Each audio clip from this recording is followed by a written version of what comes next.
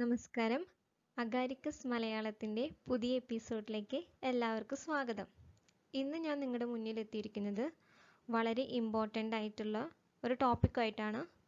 എല്ലാവരും കേട്ട് കാണും, ആൻറ്റിജൻ. ആൻറ്റിജൻ എന്താണ്, എങ്ങനെയാണ് എന്നൊക്കെയാണ് ഇന്ന് നമ്മൾ ഈ വീഡിയോയിൽ ഡിസ്കസ് ചെയ്യാൻ പോകുന്നത്.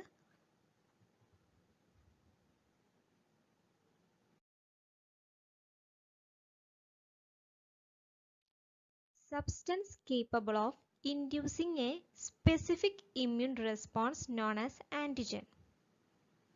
ഏത് സബ്സ്റ്റൻസിനാണോ സ്പെസിഫിക് ആയിട്ടുള്ള ഇമ്മ്യൂൺ റെസ്പോൺസ് ഇൻഡ്യൂസ് ചെയ്യാൻ കേപ്പബിലിറ്റി ഉള്ളത് അതിനെയാണ് ആൻറ്റിജൻ എന്ന് പറയുന്നത്. Simply known as antibody generator. Simply ആൻറ്റിജനെ പറയും ആൻറ്റിബോഡി ജനറേറ്റർ.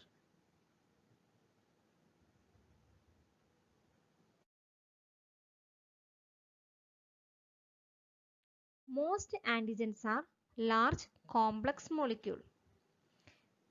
നമ്മൾ മിക്കതും കാണുന്ന എല്ലാ ആൻറ്റിജൻസും ലാർജും ആയിരിക്കും, നല്ല വലുപ്പം ഉണ്ടായിരിക്കും, കോംപ്ലക്സ് മോളിക്യൂൾ ആയിരിക്കും. Molecular weight is generally greater than about 10,000 dalton. ഈ ആൻറ്റിജൻസിൻ്റെ വെയ്റ്റ് എന്ന് പറയുന്നത് എപ്പോഴും 10,000 മുകളിലായിരിക്കും മിക്കതും കാണുന്നത്. 10,000 Dalton.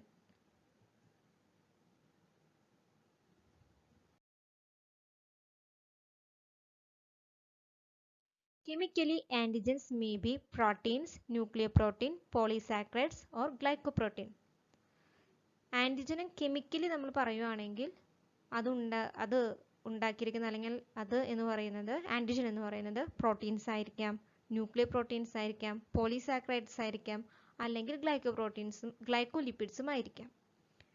Ability of a molecule to function as an antigen depend on its size and structural complexity. ഒരു ആൻറ്റിജൻ്റെ ഫങ്ഷൻ്റെ എബിലിറ്റി അതിൻ്റെ സൈസിനെയും അതിൻ്റെ സ്ട്രക്ചറൽ കോംപ്ലക്സിറ്റിനെയും ഡിപ്പെൻഡ് ചെയ്തിരിക്കും.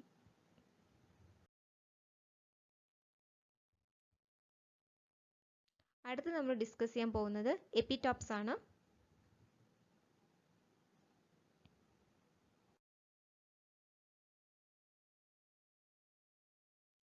Antigen can have several antigenic determinant site known as epitopes. Epitopes എന്ന് പറഞ്ഞാൽ ഒരു ആൻറ്റിജനിലെ ഒരുപാട് antigenic determinant site ഉണ്ടായിരിക്കും. അതിനെയാണ് എപ്പിറ്റോപ്സ് എന്ന് പറയുന്നത്. Epitopes are the site in the antigen that bind to the antigen binding site of a specific antibody.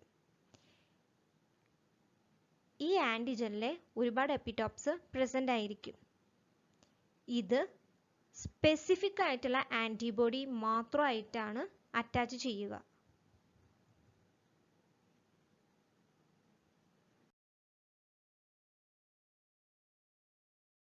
If one epitope is present in the antigen is said to be monovalent.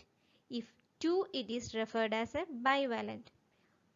ഒരു ആൻറ്റിജനിലെ ഇപ്പോൾ ആകെ കൂടി ഒരു എപ്പിറ്റോപ്പാണ് present ആയിട്ടുള്ളതെങ്കിൽ അതിനെ monovalent എന്നും, രണ്ടെണ്ണമാണ് present ആയിട്ടുള്ളതെങ്കിൽ അതിനെ bivalent എന്നും പറയും.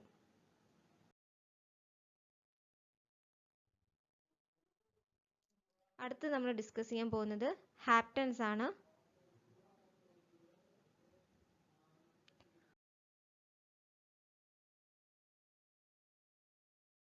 Small organic molecule that are bind to larger carrier molecule known as haptens. Small ആയിട്ടുള്ള ഒരു ഓർഗാനിക് മോള്, അത് ആൻറ്റിജനിക് ആയിരിക്കില്ല.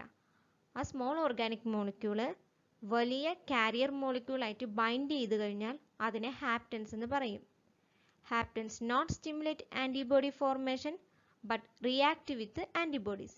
ഹാപ്റ്റൻസ് ഒരിക്കലും ആൻറ്റിബോഡി ഫോർമേഷനെ സ്റ്റിമുലേറ്റ് ചെയ്യില്ല, പക്ഷേ അത് ആൻറ്റിബോഡി ആയിട്ട് റിയാക്ട് ചെയ്യാനുള്ള എല്ലാ കപ്പാസിറ്റിയും ഹാപ്റ്റൻസിനുണ്ടായിരിക്കും. വീഡിയോ ഇഷ്ടപ്പെട്ടാൽ ലൈക്ക് ചെയ്യാനും ഷെയർ ചെയ്യാനും സബ്സ്ക്രൈബ് ചെയ്യാനും മറക്കരുത്. Thank you.